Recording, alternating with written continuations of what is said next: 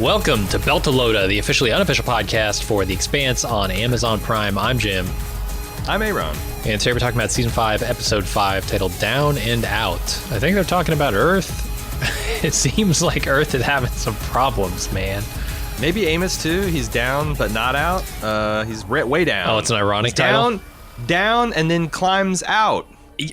Okay, you cracked the case. Good job, Boom. Nancy Drew. What did you think of this episode? Halfway through the season, by the way. I remember, already. I remember you saying that you were disappointed in the Amos action in the intro episode. And it sounded like you had good reason. You know, the book made a real meal out of it, and we got a slideshow. Well, but boy, the book doesn't Amos, make a meal, but I wanted to see it, yeah. Amos pile driving, suplexing this guy into the void. Tiny. Yes. What a fucking... The way they staged that was just classic Amos. Like, he could have impaled himself on rebar. He could have just, gone 6 inches over and the center of gravity's off. And Amos doesn't care. He's got a limited amount of time to take the kill shot on this monster, and he fucking does. Wow. I liked it. I don't know. Again, I don't know where they're going with the Amos and Peaches routine, but... They are going somewhere, and I think it's interesting. I don't know where they're going with Bobby and Alex, because it seems like they're just going to be on the drift with no way to get out, and they're in a Millennium Falcon type situation. Where's their Bespin going to be? Where they go and they refit the Rocinante? Maybe that's the answer. The Rocinante is flying again. They're coming. I just thought this episode was another, last minute saves, like everything's like there was 4 or 5 different cliffhangers resolved within this fucking episode. And all the stuff like, man, Dominique Tipper, there's this one moment where she grabs that steak knife at the table, and I'm like, oh no, Naomi, don't commit suicide. And then she turned around, and that look on her face, I'm like, oh, this isn't a suicide face. This is a murder face. And she really sold it. I'm loving what I'm seeing. What do you think as a book reader? Yeah, I am too. It doesn't feel like this is a super eventful episode, but it might be because I've read most of these events. Yeah, like it deals with the personal toll that this is taking on Naomi, right? And this connection with Philip and the stakes with Marco. And I think like all that is more personal. This is a very small plot with Amos, right? Just climbing out of an elevator shaft, essentially, is his entire episode. Alex and Bobby are just following another ship. There are some big revelations around that, right? Like what they're doing there. They're trading Martian gunships to the Belters for whatever reason, or for whatever. Wholesale. Probably some cash. But yeah, I mean, so there are some big developments, but it's not like, oh, another rock has hit Earth, right? And we see the aftermath, or how big that problem is actually going to be. I'm looking forward to when we do see that. But yeah, this feels like a small episode, but an engrossing episode, right? Yeah, and I like they're continuing to give the reactions of the different Belters. I thought Sockeye was really good and being interrogated, like all the things like I talked about last episode, the Star Trek The Next Generation format, where Picard lands on a planet that's being rocked by terrorists, and the terrorists are all these cartoon, and it's clear but when she's talking, it's not that what she's saying is a lie. It's just that there's that's like it's just a lot of shades of gray there. Like this is probably not the best way to go about getting what you want, and it's probably going to be a way to go about making things worse. But how do you tell a person that's been living in this environment, that has family affected, that's might know people that got killed by corporate greed and indifference? That's the worst of it, the indifference, the fact that you don't even matter. You're just you're a rounding error in a spreadsheet that says it's okay for this amount of people to die because we can do the death benefit payout that's paltry, and the book's all balanced. Like, I really like how they have a really good actor and really good dialogue for these people who are the villains, sure. They're villains, sure, but they're the Magneto type of villains, where it's like, yeah, God, their methods are terrible, but you understand why it's happening. Or at least you can empathize a little bit. You should be able to. You should be able to, because it's very easy to see Sakai from a different point of view, where like this is told from the point of view of the Belters, where this is like a Stargate situation. Like this is an insurrection. This is a righteous thing. This is a propaganda. This is a pro-Belter propaganda speech, and everybody's standing up and cheering as she's spitting in James Holden's face the truth.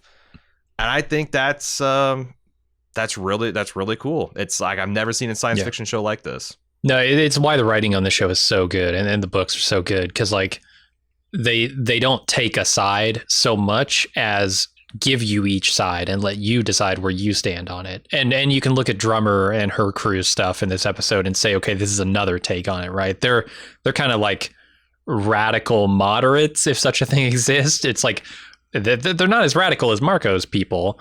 They're not as moderate as someone like Fred Johnson, who wants to, take a more political path, but also their fears are more personal too, because like this does stir up a shitstorm for Belters in the any Belter who interacts with any Inner at this point is going to have some stigma attached to them simply because they're Belters. And that was already true. Now with Marco doing this shit, you have the potential for a lot of stigma, a lot of violence toward them. No matter what their personal beliefs are, right? Whether they're out there catching Belter pirates, and putting it into that, or they're out there helping Marco. It's such a nuanced take, and it's from so many different perspectives that you can't help but fall in love with this writing. Yeah, no, counter-terrorist work is just really tough. And like I grew up reading Tom Clancy books, and Clancy was very good about always like humanizing, Muslim terror, as like he did. Like I think of all the different villains of the book. There's Muslim terrorists, there's Japanese nationalists, there was Timothy McVeigh type fringe kind of lunatic government insurrectionist in America. You had the Russians, the Chinese, and like he never the thing I always got from the books, and these were pretty conservatively written books, is that like it's always just people. Yeah, it's always just people. Like if you do things to people, they will react in predictable ways. And it's not like you get the point of that is like you can get paralyzed by it and be like, oh my God, I guess we deserve everything. We just might as well lie down in a pit and die. Just let these people, have their way with us. But there's also the other thing where it's like you just tighten your fist even further and you pound harder. And there's a way to where it's like, well, okay, we have to minimize the damage, but also recognize the damage we've done and how we can do better in the future, that's broadly speaking, the kind of the Holden path, the synthesis between the two different sides. Where's the daylight between those positions? How can you thread the needle through them? Yeah, it's great. It's great. I love this show. No, we talked briefly about like Fred being dead and Holden wanting to somewhat step into his shoes. What does that look like? I'm super interested to see where they go with that. We don't really get any of it this episode, but coming up, he's going to be super interesting. And it does seem like it's like hunt down these people like animals, vengeance. Like there's not a lot of shades of gray with James Holden this episode. Like where Roci's going hunting and we're going to fucking, retribute, like Bull didn't need much talking into. And you think about like probably 3/4 of the planet of Earth and Mars are kind of in that, like, hunt these people down like animals. They're and that's a very visceral and immediate feeling, and it's very targeted too, right? It's not just targeted at Belters, because I think James Holden knows better than that. But it's targeted at Marco and the people who perpetrated these atrocities. Right. The part that's going to be interesting is how does he integrate that anger and that fear for Naomi and like all of the stuff that's going on here. How does he integrate that into a more well-rounded view of the Belt and the system in general going forward? And they do such a good job at showing when the drummer faction, which I love, there's a drummer faction now, they're debating about like all this, and you hear all these different perspectives, and people are, these are pretty sympathetic Belters, but there's one of them that said there's celebration, people were dancing in the streets of Ceres, and another Belter says, well, I don't believe that, and then said like, well, regardless if you do, a lot of people on Earth and Mars are going to. Exactly. And just like you can think of like all the different like terrorist attacks that have gone on in the Western world and the reactions to the quote unquote Arab street, and it's so easy to see that this is the truth Like, how many people were dancing? Was it a few dozen, a few hundred out of a country of millions? Was it 100,000? You know, like, the truth doesn't really matter. The fact that someone, you know, you can find the most extreme reaction to an atrocity, film it, show that 5-second clip for 24/7, and just whip people up into a frenzy. Oh, yeah, paint an entire people always with it. Work. Yeah, and it'll always work. It'll always work, and because it is offensive. Like, that content is offensive, and what ends up happening is you have sides saying that, like, they only look at the worst that the other side's doing, and they only look at the best of what their side's doing, and it's just it's a shit show race to the bottom. And I don't know how. That's the thing. Is like, I'm starting to wonder, kind of like I did in late stage Game of Thrones. Like, I used to ask the question on that podcast, like, what is Martin playing at? Like, what is Dan and Ty playing at? What is there going to be their thesis? Like, is there a solution to this? Or is it just going to be essentially 21st century politics in the 24th century with the same sad play out? I don't know. Because, like, it seems like that's exactly what's going to happen. But we'll see. And I would love to know, like, what's their thesis for how to pull out of it. But yeah, all good questions. Lots of season left. Lots of season 6 left. All of it, in fact. So. Yeah, and when I look at that and I go, okay, we got a season and a half left of this show, and I know where the books end. I'm thinking they need to pump the brakes a little bit, and an episode like this serves to do that. You know, it's not like we're not moving the plot forward. There are things that happen here, certainly that like the saving of the Rocinante by Naomi, that moves the plot forward a little bit. It seems wild to describe this as not much happening, because I'm like, just like, my God, there's like 4 different, like the last minute call to the Rocinante, the daring escape from the prison. I think it's that we spend so much time with small groups of people, and they're doing small things, right? Like, Drummer is just essentially integrating the news for this entire episode of the Attack on Earth. You know, Amos is, like I said, climbing out of an elevator shaft. That doesn't move the plot forward very much, but there's a lot of time spent on it in the episode. You could move a lot faster, but they need to kind of move a little slower if they've got a season and a half to go. I'm fine with this pace if this is what it is, because it seems like, it's... I thought last season was bad. Every episode ended on a cliffhanger. This thing's got like 4 cliffhangers per episode. And it's like I said, all I could do not to hit play on the next episode, because Bobby and Alex floating on the black. What the hell? What's going to happen? So, yeah, man. All right, let's get into the recap. We start off the episode with Drummer seeing the news about Earth and Fred. She's pissed at herself for letting Marco go when she could have killed him. And she's thinking about Naomi. Yeah, I thought this was an incredible moment. It's very few times in life where you can be like, this is my fault. Like, not even unambiguously. I had this man, I could have blown him out of a locker. Now, whether that would have stopped the plan or not, but like, it's plausible, you know? Oh, for sure. Yeah.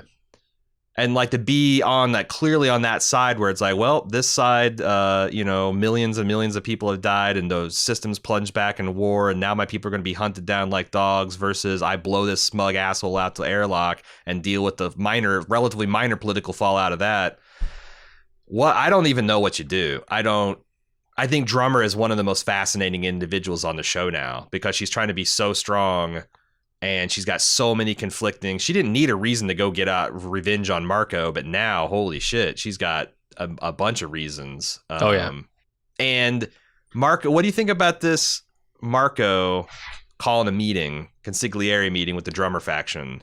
The heads of the 5 Belter families are going to meet up. The Drummers, the Black Suns, the spicy meatballs. It's the Belter kibbles. I'm not sure exactly where they're going with this, but this might be one of those mildly interesting situations that I have to recuse myself on. It strikes me as a bad idea to meet with this guy, who you don't know what his power levels are. You don't know how many ships he's got. Seems like what you should do. But on the other hand, it might be an equally bad idea to refuse his hand of potentially friendship. But, you know, I would rather reject that hand from 1,000,000 kilometers away with my fleet of 3 burning in the opposite direction and trying to get some space than I would like there in the spider's lair. So fair. I don't know what the right move is, but like it feels like also the looks on everyone's faces on the crew seems like they feel like this is a very doomed dread type of thing that they're doing. So yeah, I do wonder if it's going to cause any contention among the crew. Are there going to be disagreements not only about the effects of the asteroid attack, but also just like whether or not they should be doing the things they're doing in response? Yeah, very clearly you got a crew divided, and that's kind of interesting because this reminds me of switching perspectives. You had that in the American Revolution, the loyalists versus the people that wanted to separate versus the ones that were willing to take up arms to do it. Like, it's like, oh yeah, we should definitely get our independence, but I don't know if I want to kill 100 redcoats for it. Like seeing that play out on the faces of Drummer's crew in real time, I think that's really interesting. So everybody can let out that breath they've been holding for a week. Amos is alive, and both he and Claire are climbing out of the prison shaft. They're still alive. The prison's falling apart around them. He convinces a guard to open the door for him and let Claire go with them. And then they make their way to the stairwell, which is completely destroyed, and they pick up a few guards along the way. They can't get the elevator shaft door open in order to escape up the maintenance ladder, so they get what I can only describe as a cyborg prisoner, this guy named Konachek, who will later label him as Tiny, so I'm gonna call him that the whole episode. He opens it up, but there doesn't seem to be a ladder inside.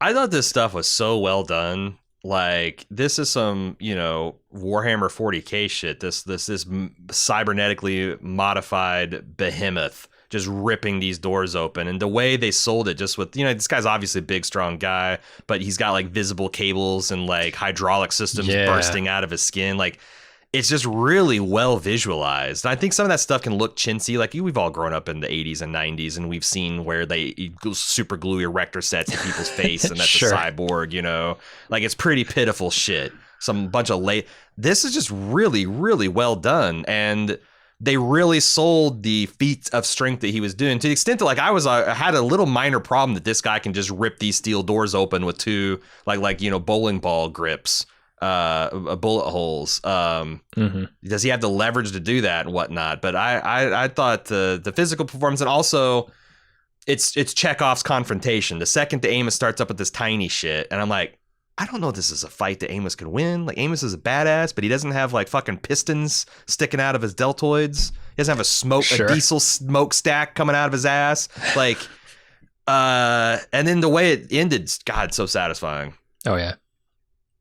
Yeah, in the book they paint this guy as they paint Amos as knowing this guy's going to be a problem right off the bat. Like, just taking one look at him, because that's Amos, right? Like, he can size you up in an instant, and he does that on Konachek. Yeah, I thought that I thought it's really cool, and I also thought it was very interesting how Amos just has gotten he's taken to this political maneuvering like a duck to water. Like, he's throwing his political weight around left, right, and center. Might help that I think, broadly speaking, the guards want to go along with him. Like, they kind of want to get the fuck out of there too. They're not dumb. They can look around and see what's happening. Although it's like another one that's really ethically is like, as cool as it is to see Amos choke slam his way to victory, they're leaving a lot of people down in that hole to die. For sure. I thought there might be like a humanitarian mission, but that's not this show, and that's not who Amos Burton exactly is. So, yeah. Also, I mean, so many people have died at this point. It's the churn. It's the churn. Yes. For sure. He's the biggest, the mother of all churns, right? It sure is. It really is. Yeah. You imagine Holden and Naomi here, and they're like, dragging 60 people with them, and they're, but Amos is like, nah, fuck that. Yeah, it harkens back to like Eros, right? When they're going through the tunnels of Eros, and they're trying to get people out. Is it Eros, or was it? I think it was Eros. Yeah, Eros is the one that got infected. Yeah. Right. And they're trying to save all these people. Amos is not about to try that. I took a little, I had a little bit of a problem with this scene, because I think Amos would know better. He says to Claire that when she hurts her arm, that he's going to make a splint for her, and then he makes a sling for her arm. Unwatchable. Yeah, I shut the episode off, and I had to wait till the next day to watch it. No, I'm kidding. Yeah, but I was surprised that Amos wouldn't. I don't know. Is that too nitpicky, or it's just something weird that I noticed? I don't know. Your host partner here gets shit wrong, twisted up all the time. Maybe Amos has got that problem too, but well, he's not known for it. So yeah. I do love this guy that plays Tiny. I love how he's like he's a really funny guy. Like when he's like screaming like let me out, and they open the door and he's got guns in his face. He's like, oh, what's up? You know, like he's just a really funny guy. And you know, later on he throws the guy off the ladder or the guy falls. Like, yeah, what do you want? The guy, you know, he's been bitching about his legs for 30 minutes. You know, like he's just you can tell, like Amos said, he's gonna be a problem. I mean, the highlight of this episode for me might be when the elevator car falls, and it goes right past him, and he's like, that's how you do it. Fuck you, God, you missed again. Tried to hit me with the asteroid, tried to hit me with an elevator. What you got, big man? Yeah. It's so good.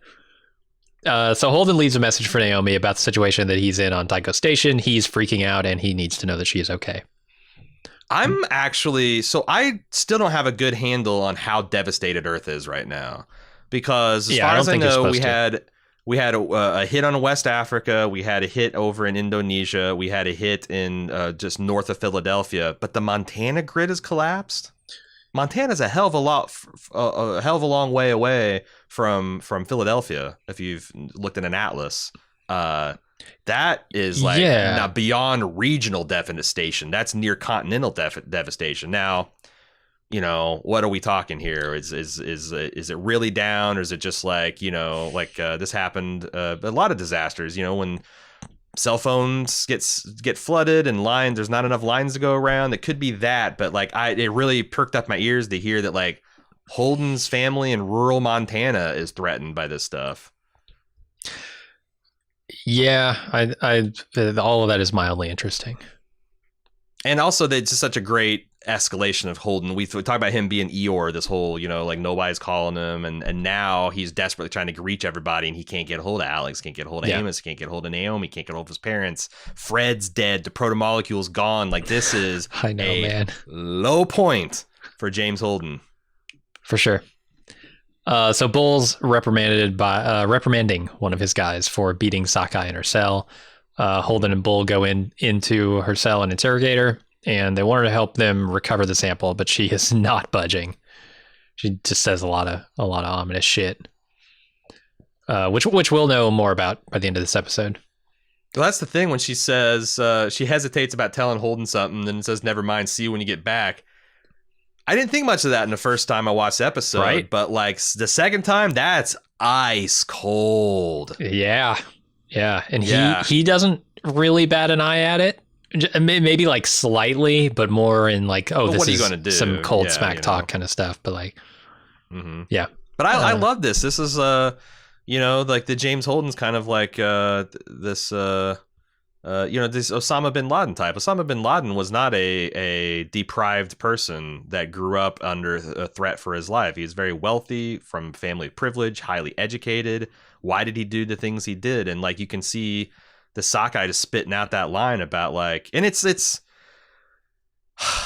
weird. It's one of the situations where you see people talking past each other. Like, I don't think that 99% of, you know, inners want the Belters to be their pets and to only have their dreams put in bounds. But on the other hand, they let the 1% kind of do that and don't pay much attention to, like, we don't pay attention to where iPhones are being made and what factory conditions. We know it intellectually, but we don't allow it to change our decision-making process because, you know, we have a comfortable existence we want to maintain.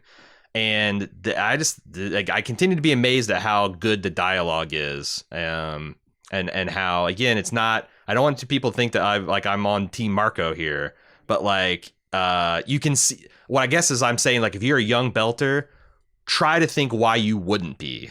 Yeah. Like, what arguments could you use to tell and you can see that they've taken stabs at like, it's usually the older Belters that have gone through this cycle before and seen what it gets them. It's the, the ghost knife, It's the Ashford Kloss. Like, he's the one that's like, I've been this and I've lost my family and it hasn't gotten me anything. There's a better way, but you know, there's not enough old wise belters to go around, and the young people they all say, die. "Shut up, old man." Anyway, so throw them out the airlock. Bet there aren't a lot of old belters. Period.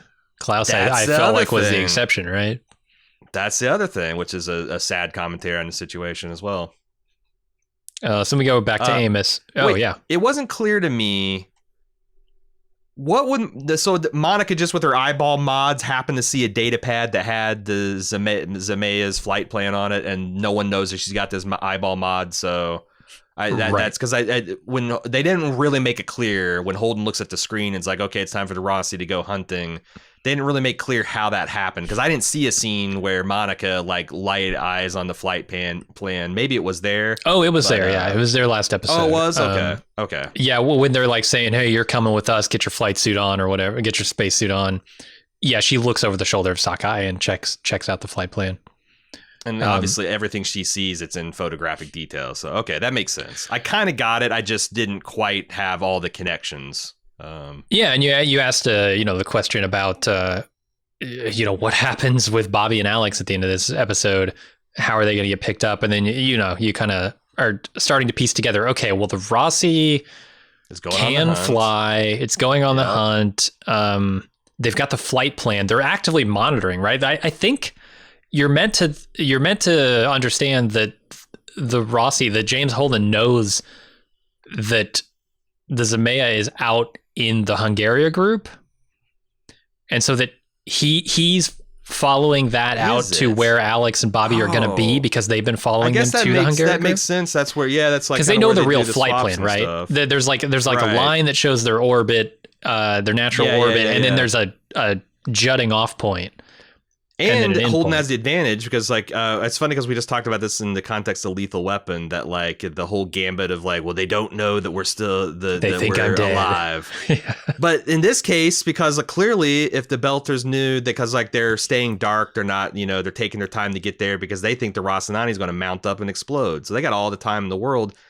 Rare instance where that actually might work in the protagonist's favor, because if it's going to allow the Rocinante to sneak up on them. I think maybe I wonder how much Naomi sending that message is going to be like this double-edged sword, where she saves the Roci, but she also reveals that the Roci is not dead, and so James Holden wouldn't be dead. Yes, which means Marco can tell the Zemeya to like fucking floor it or peel off, unless Marco assumes that she got there too late, or that Holden didn't get the message for some reason. But why would he? It would be safer to assume the other.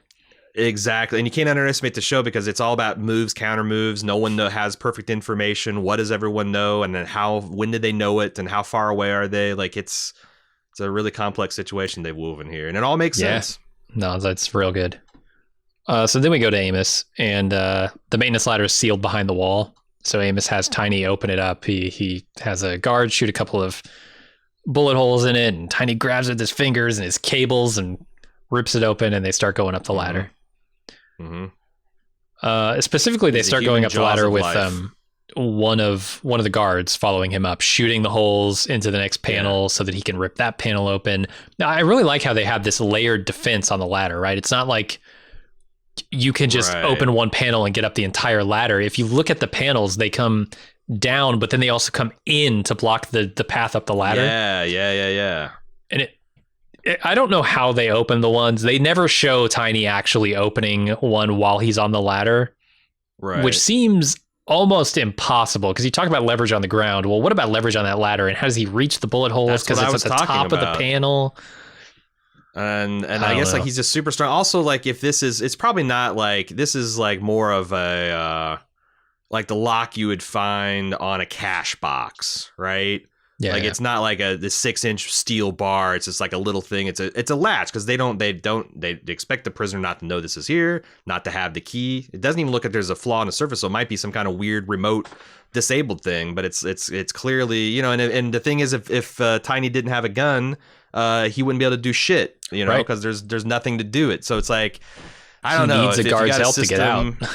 if you got a system to where, and even like a single gun probably, as we found out, wouldn't get you all the way to the top. So it's like, I felt like it all made sense, except for if you buy that this guy's strong enough to break through whatever is that latch mechanism. Maybe it's designed like a tea cabinet. It's just got like a little bronze little latch thing. Sure. And he's just pulling it off. But yeah. Dude's strong. He's definitely strong. I'll give him that. So Alex and Bobby are watching the news and continue following the Parkeith. They're going to a group of rocks that Alex recognizes called Hungaria Group, which is closest to the inner planets. And Bobby insists they follow, even if it means revealing that they are following them. Yeah, I actually looked up. These are a real asteroid group, and everything they say is true about them. The location, the fact that they're high albedo, very bright. So if you're using scopes, it's going to white out, and you're going to lose the background detail. Cool. Good place to make an illegal exchange. Yeah. Yeah, I wonder if I always wonder, like, it's a chicken and egg situation. Like Dan and Ty just like space, and they're like, just putting away all these details about the solar systems. Like, hey, this is cool. It sounds like a good place to make a illegal arms swap. Or is it like, do they do this weird location scouting? Like, well, we need to do an arms deal. Where would you do that out in the solar system? And they start looking for things. Like, I would love to know that. Yeah, do you do it opposite the sun? Mm-hmm.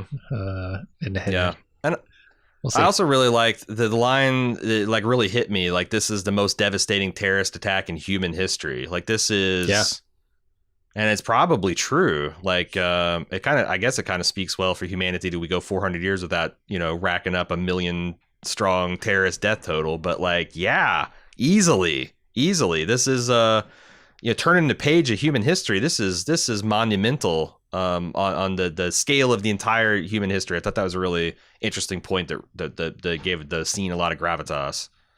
Yep. All right, so Naomi is taken to the galley out on the Pella where her crew is waiting for her. They call the mess the galley, right? Is that a thing? Yeah, I think that's a good thing to call it. The galley, the kitchen, the mess, whatever you want to call it. Marco invites her to eat with them and get to know her son, claiming she's not a prisoner. She's a guest, I'm sure. She walks out, and Sin is not happy with the way that Marco's treating Naomi. In private, Marco asks Philip what he hoped to accomplish by inviting her there, but Philip isn't really sure. Marco tells him then not to let his feelings of anger or betrayal toward his mother rule him. This is fascinating stuff because I think Marco is playing a dangerous game. Like, now that the reality of Naomi is here, and you're not just shadowboxing against the caricature villain that you've constructed. Yeah. I don't know. It's an interesting situation because I think that Philip's already kind of having some doubts about his father. If he didn't, why would he bring his mother there? If he believed everything that he was told, even after Naomi confirms it, like, why would he, bring her all the way out here? There's got to be something unsettled in his mind, something that he needs to know about his mom. And, I think Naomi's a good person, and she's also not soft, and she's spunky, and she's willing to make sacrifices for what she believes in every bit as much as her father or his father. It's a really, really cool dynamic. Yeah, I'm trying to think of a material that would be a little bit stronger than straw, but still not altogether impermeable. Because like Marco is able to build a not quite straw mother here, right, out of Naomi, by telling Philip all these things that aren't lies about her, right? She left, sure. and Marco is maybe spinning his own reasons why she left, and he might not even be thinking he's lying about it, because in his own head, I bet he has a different take on why Naomi left. Than why she really left.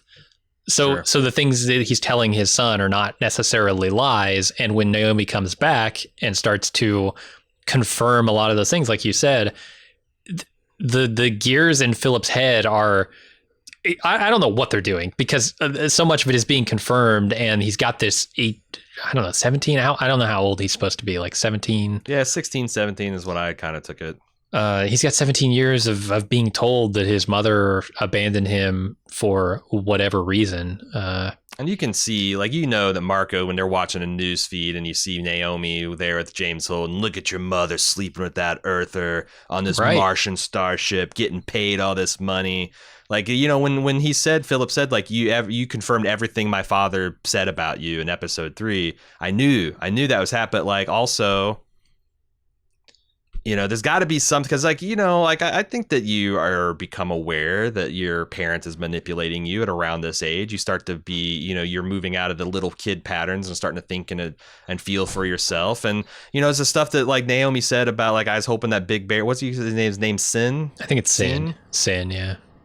That, like, I hope that you would maybe this old man has rubbed off a little bit more on Marco, or Philip. So it's a very complicated situation, and I could totally see him pulling an Anakin Skywalker and returning, doing redemption turn. Yeah, we'll see. I'm sure we're going to get plenty more of that. I also see a tragic death that's going to really fuck with Naomi. It's anything's possible. Yeah. And that's the thing I like about this show too. Like, I know how all of this turns out, but also the show pulls some wild cards out of its pocket every once in a while with Fred Johnson. So, like, sure. Why not? I have no idea what the show is actually going to do with this. So Naomi gets invited to work on the ship with Sin, and she's less than receptive and gives him a lot of grief about letting Marco commit this atrocity, both against Earth, but also against her son, and poison his mind. And then Sin reminds her of the plight of the Belters to try and justify what they're doing, and he's clearly conflicted as well, and I don't think he's 100% on board with murdering millions of people, but he sees it as the greater good for the Belters. Yeah, there's this one line that I thought was really, really good from the big man, where he's like, that the Inners aren't going to share with this, and we can't go get it ourselves. I saw the news feeds. You went down there, your body couldn't take it. Yeah. That's going to be how most of the Belters are. So, like, we are physically excluded from this wealth, and we're not going to get the profit from. Like, that's a really good argument. Now, Naomi gets the moral victory and the high ground at the end of this, as she should. Where he's like, he's trying to, you understand, he's trying to build this for all the children of the Belters. He's like, but he's doing it on a river of blood, and that's the thing. Like, that's what restarts the sequence. Like, even if you. Like we talked about in the last episode, even if Marcos gets what he wants and Earth and Mars are under his heel, that's only going to last a generation or two before the Earth and Mars learn how to fight back and start, like, when they have nothing to lose, they're going to, and you're the one in the comfortable, cushy position. Mm-hmm. They start fucking with you. It's super interesting because, like, this Belter Free Navy that he's putting together, using Martian ships, it's like, the plot, the plan here for Marco is far more nuanced than, or far more reaching, I guess, than you would have expected just from a loose faction of crazy Belters. He has put together a legit navy with a bunch of Martian gunships. The only navy in the system now, because they've dismantled the Martian one and took it over, that could challenge Earth, right? And when you look back at the stuff we've seen going on, the barely tenable peace between Mars and Earth when this whole thing started, because of the Martian gunships and the fear of those, right? That's kind of what lends any sort of credibility to the idea that Earth doesn't just mount a counterattack that immediately destroys the quote unquote free navy. Right. So and being able to find them out there. And here's my two big questions, and they're kind of related. I thought it was really, and I meant to mention this in the last episode, but, like, they gave this Marcos this mission statement about, like, we're going to take our Belter culture, and we're going to perfect humanity with it. And it felt like a really a mirror image of what Admiral Salvatore said about Mars. Like, we have to take the dream of Mars and remake humanity in its image. Like, everyone's got this thing. Yeah. Where is Marcos getting the money for all of this? And what does Mars know about? Because, like, I wonder if, like, Mars, like a significant faction of Mars has thrown in with the belt and seeing that, like, we actually can't win against Earth. So my enemy is my friend. Because I just felt that was really interesting how very parallel those speeches went. And the fact that Marcos, like the Belters, what do we know about them? They're dirt fucking poor. They have no political.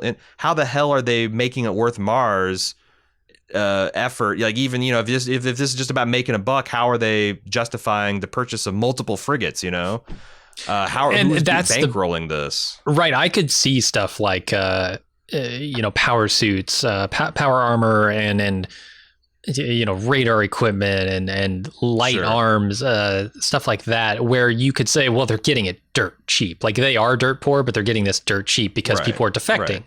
And they're just taking the shit, they're selling it to them, and they're going through the ring gate. Like they don't care. Get $80 or give them, I mean, give them the supplies to fend for themselves and survive on new planets, right? I mean, the Belt could probably do that. They have a lot of experience creating systems to keep you alive in harsh environments.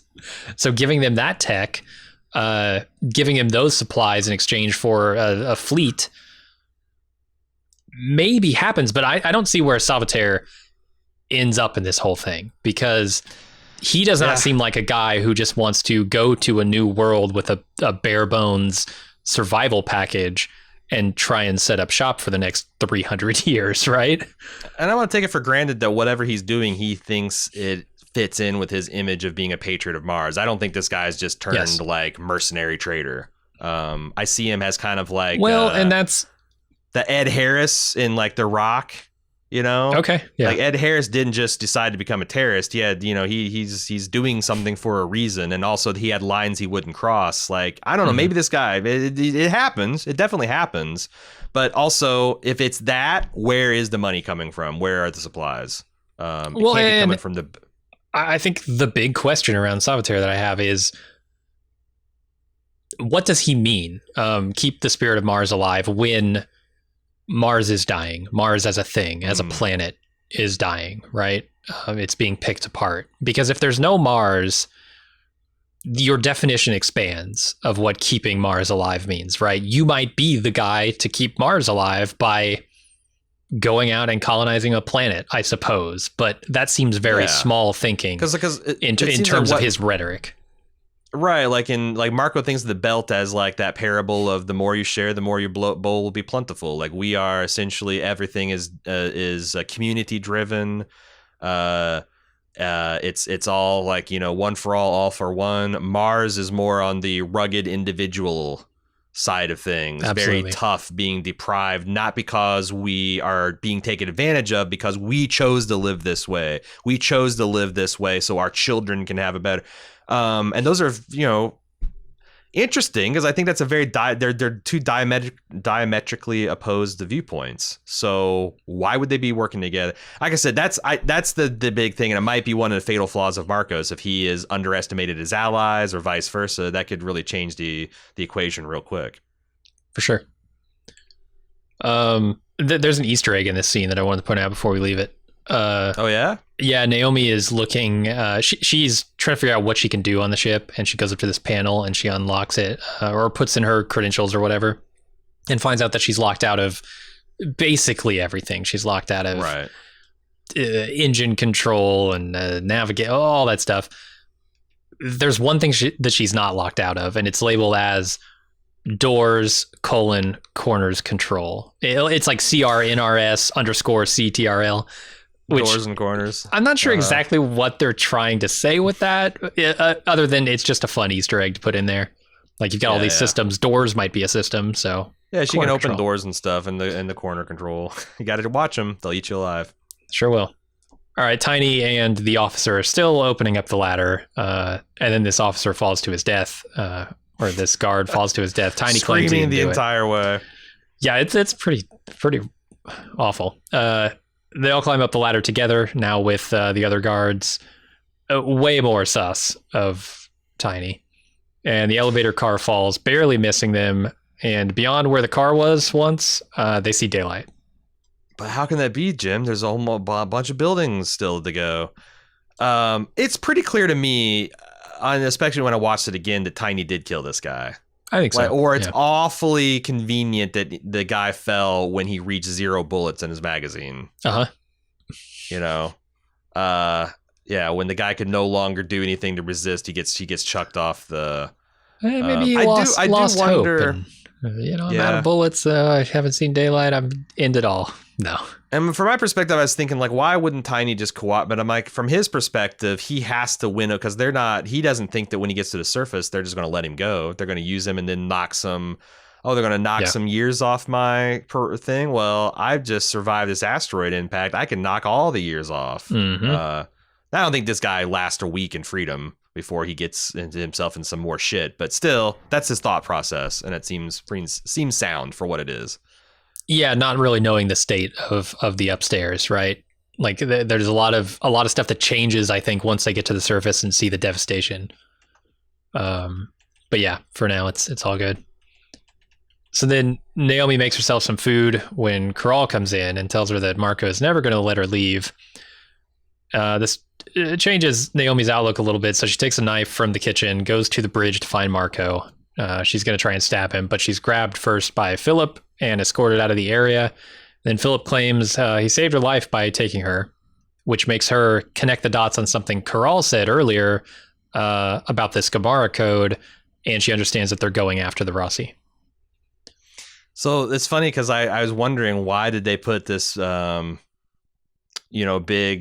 memorial to this ship, the Amos sees on the moon. And I was like, I don't understand what, well, here it is, because they just want it's pretty smart, just like easing you back into like, oh, remember this, and make that connection. And also like Naomi got tricked into doing terror. It's I think it's a cool way to handle it. And it also led to me kind of like in real time figuring out what was going on the same time Naomi was, because I felt like who's this character that's the Sin's partner?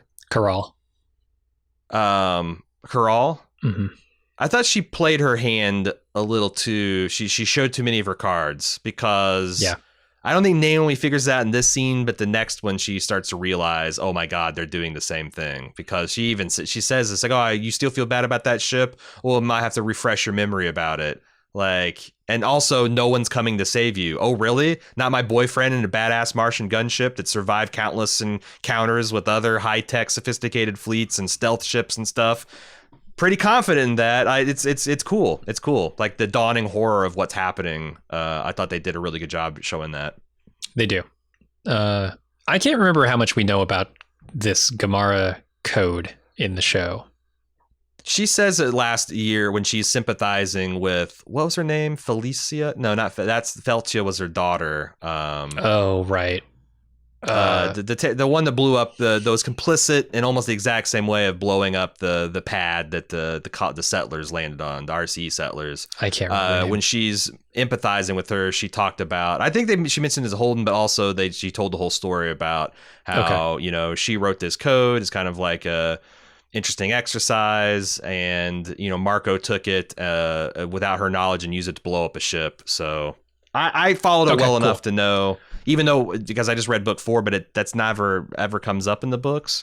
Book 5, it definitely comes up, and so I was wondering if the show had gone ahead and said everything that book 5 does, which it sounds like it does. If you knew all that, yeah, I felt like they put enough breadcrumbs that it didn't come out of nowhere for sure. Cool.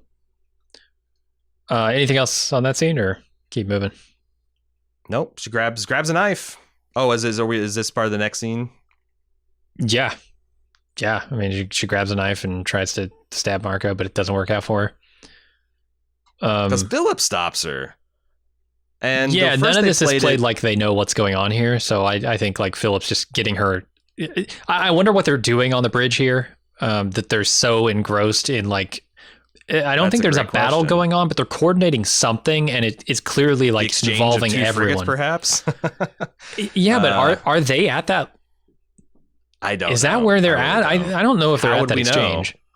Right. Or they might be heading there, or they may be supervising it. Because last we knew they were out at Palace Station, right? And then they left, took Naomi out to Marco's ship, which we don't, I think, know the location of that yet. Right.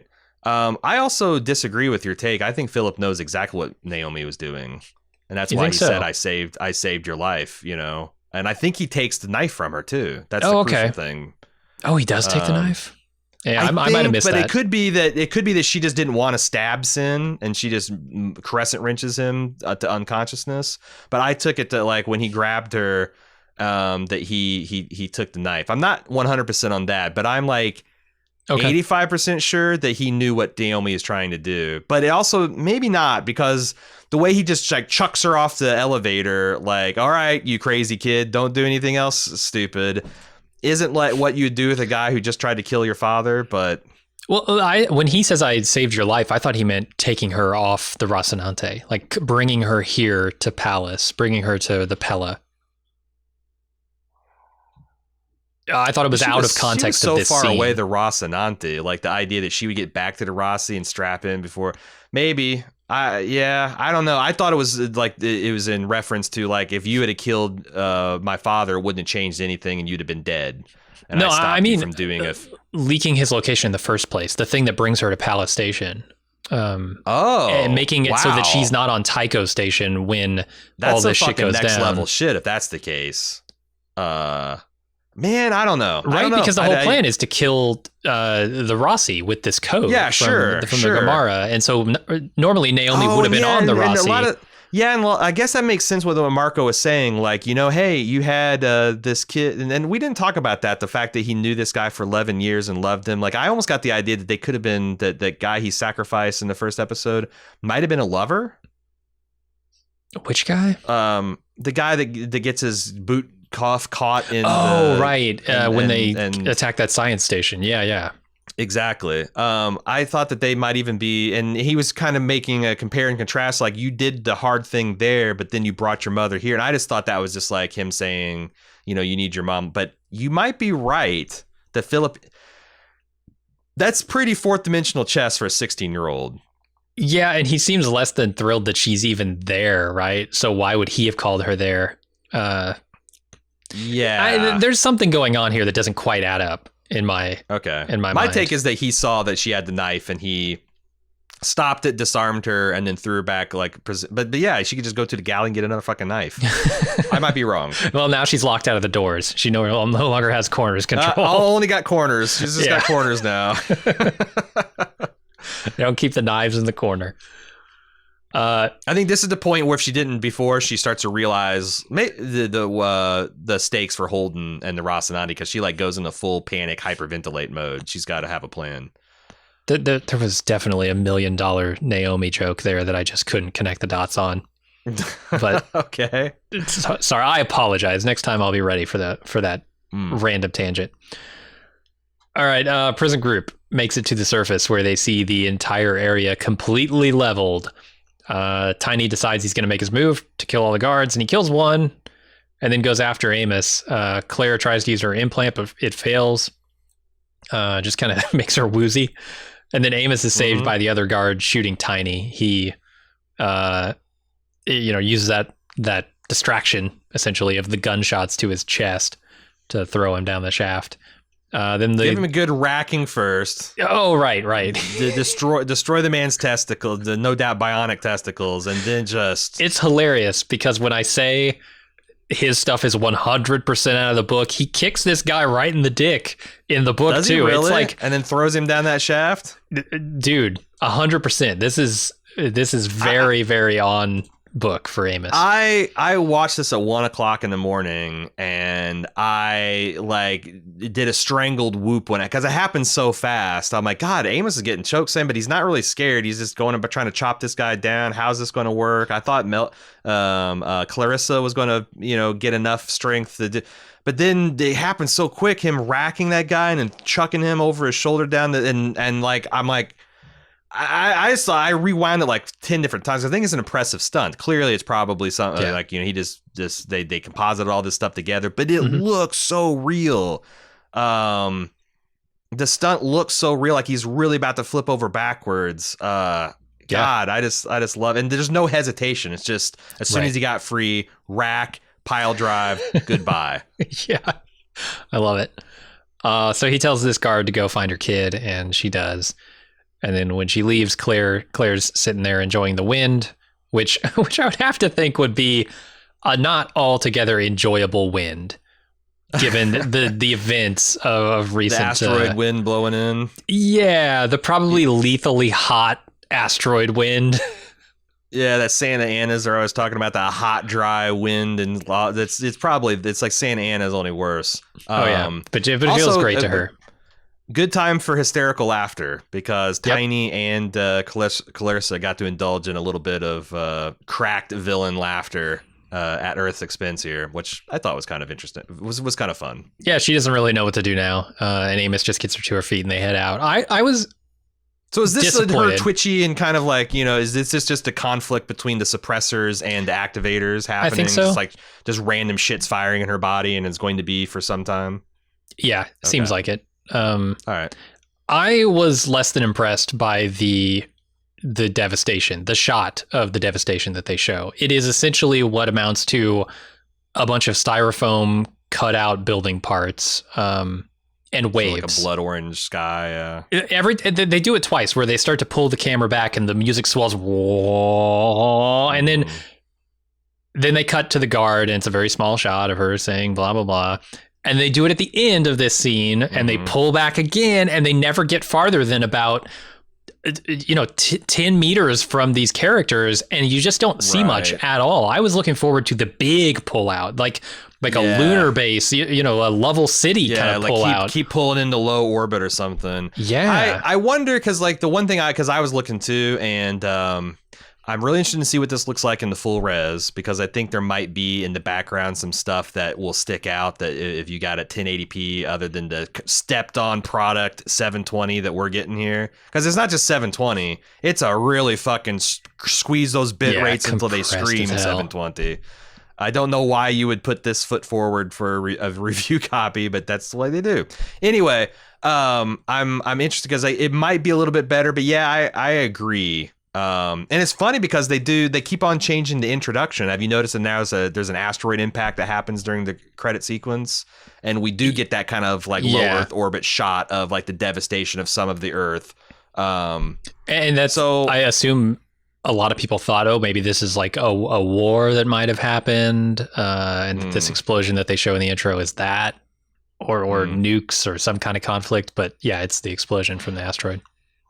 Yeah, I wonder if we'll ever get like that. Really, is like, because I still don't feel like I know how fucked up Earth is, and whether are they going to get all the rocks now that they've kind of got it beat with the Watchtower system, or is that like a 1 out of 10 kind of chance, or I don't know. Yeah, I'm looking forward to it. And I thought this was where we'd get it, but I guess not. All right, Holden and Bull board the Roci along with their new crew, and they wait for the Zemea to fire up its engines and give away its position, and we find out the Bull is going to be the new Roci pilot.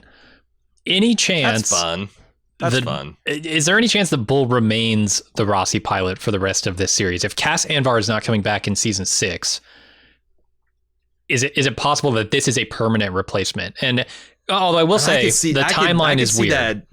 I could see that being a reshoot too, because like there's not that, well, no, there's a lot of scenes with Bull and him. I don't know. I'm just thinking like it's something that they're doing to put someone else in the pilot seat. So I immediately connect the dots, but it might not be there to connect with the timeline of shooting and coronavirus. Or it's one of those things where it's like, whether they intended that to work or not, it's kind of a shoe-in, because Fred's dead. There's no reason why he would stay on that station. They've established him as a pilot. They want to get rid of the character of Alex. Well, if not the character, the actor portraying him. Yeah. I like this guy. I don't like him as good as the Alex character, but like that would work. That's a plausible theory that they could just roll like, okay, well, Bull's just going to stay on as the pilot because Alex, and that would also pay off the, conversation he had with Bobby about like, I hope someone's there to take care of my, because like I did think that was a little bit of like death foreshadowing for him when I was watching it. Because I also didn't rule out, and you can mild me interesting it, but like I also didn't rule out the fact that like the reason that a lot of people weren't freaking out about the Cass Anvar situation as much as I thought they were is that like maybe he gets killed in book 6 or something, and they could just advance that timeline. Mildly interesting. Yeah. That's all you get. So, like I said, because like I was wondering whether Alex makes it out of the season when he starts talking about like, oh, I sure wish there was somebody there for my kid to hold his hand and teach him how to be a Martian man and decline. And it does seem seems like something a father could do, but I got a bad feeling, Bobby. Like I'm not going to be around. Nope, it could be ironic foreshadowing, but it's all mildly interesting to me. All right, we'll see. So then Naomi helps Sin with his repairs, and they talk briefly about Philip's motivations as the Roci's drive powers up. Time's running out, so Naomi bashes Sin with a wrench and uses his terminal access to send Holden a warning not to start the Roci's drive. Holden shuts down the reactor just in time. Yep. And finds out that Naomi is being held by Marco, but he can't track necessarily where the message came from. This is another thing that makes me think he's going to head out to where the exchange is happening, because that's the only lead they have, right? Like he knows Naomi is in trouble. He knows that he has some lead on Marco, or at least the Free Navy forces. Follow it, see where it goes. Yeah, there's a lot of fun possibilities here because, like, number one, the Roci just got out of dry dock, so it's spiffy and shiny, but it sounds like it's going to go right into harm's way. But also they had this kind of like a little bit of a foreshadowing where Holden's like, there's more to driving the Roci than driving a mud sled or whatever the drop ship is, and Bull's like, yeah, whatever. I wonder because Alex has always been kind of a ballerina out there. Yeah, doing the slingshot maneuvers, doing the complicated twisting cover stuff. I wonder if Bull's going to be much more of like a sled driver. Like he's just going to go right. Like he's just going to bully his way in there, get into the center of the thing, and use the Roci's firepower to sort. I wonder if there'll be a clear contrast in the styles. It seems like they're setting that up, especially since Bull kind of is that guy anyway. His nickname's Bull. That's usually Oh yeah. Sonny Corleone kind of thing. He's not a brilliant strategist or tactician. And there could be some hilarious, some comedic tension between him and Holden as he's piloting the Roci head on into danger, and he's not certain of his capabilities, and also his strategy is a little unorthodox. Yeah, could be interesting.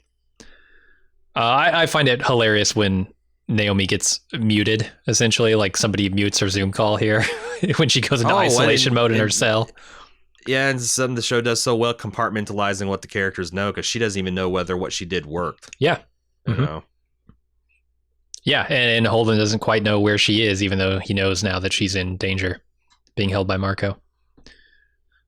So we head out to the Hungaria asteroid group, where Alex and Bobby lose the Bar Keith and have to find them again. And they do. They find a Belter ship meeting with them. Meeting with Martian ships, actually. And the Bar Keith leaves, and they realize that the escort ships are the trade goods. And then Alex's pinnace gets made. So they turn on the juice and get the hell out of there. Fortunately, the ship fires a missile at them and jams their comms, and they can't outrun it. So instead, Alex decides to dump core and let the missile hit that. But it leaves them on the float. Like permanently. Like it took off a chunk, like an important chunk of the rear ship too. Like I saw something strike one of the fins and like knock it off. So I wonder what they're going to do. Oof, yeah. Also, I bitched quite a bit about the scene of Avasarala and Bobby jetting around in the Razorback, because I didn't think they sold the G's, and I don't know what they did, whether it was CG or they like scotch taped some fishing line on their face, but like they really sold the G. Like I got no complaints. This is what I was talking about when I mentioned it last episode, how they did something in this episode. Yeah, the skin being like pressed back on their faces. And like, that's all it took. That's all it took. I don't know whether it's them contorting their faces or they did some kind of practical thing or CG stuff, but it really did look like they were undergoing an experience, and they really sold the action of like how hard it would be to punch that panel. And it's hilarious. Yeah. So I think that there's a lot of good acting going on here too. Like when Bobby is like speaking in chopped sentences because she can't get her air into her lungs fast enough. Right. That's really good. 14 G's sitting on your chest. It's hard to breathe. But then I remember the scene that they showed of how the Epstein drive was created, and how the whole problem, the thing that sent this motherfucker out into space with no return, is that he couldn't lift his arm high enough to turn the thing off because the G's were so high. You would think that after that incident, after the inciting incident, they would redesign their controls to maybe be able to dump core without having to lift your arm against incredible G forces. Yeah, it might be something on the armrest or the crash couch itself for like basic survival things. Safety cutoffs that you maybe have to manually override. I don't know. On racing something. pennants, because like, usually on racing, which has more safety gear, a race car or a Honda Civic? Like, it depends, like much more airbags type thing. But like in terms of seat belts and head retention systems and crumple zones and just things that, fuel cells instead of gas tanks and emergency cutoffs and stuff, usually the race, the racing stuff does. So I kind of feel you on that one. Sure. Yeah. And they mostly think through all the implications of this stuff, but I think that is a modification they could have done. I want to retalk, because one of the things they mentioned in the beginning of last episode when Bobby and Alex were talking about the Mars politics of this, that like the implication of a supply ship and 2 entire frigates staffed with Martians implies a much larger conspiracy. Well, if they're actually selling those frigates, and we know you can slave like ships to another ship, so like like Alex did with the Razorback in the previous season, does that roll back those statements now that like it could be just a very small crew, dedicated crew that has remote control of these ships, and they're just like, this is essentially they're just tugging them into place and doing a blind drop. So like it might not be an entire Mars, because the way they structured it, the fact that like 2 frigates, although 2 frigates is walking off the lot. Mm-hmm.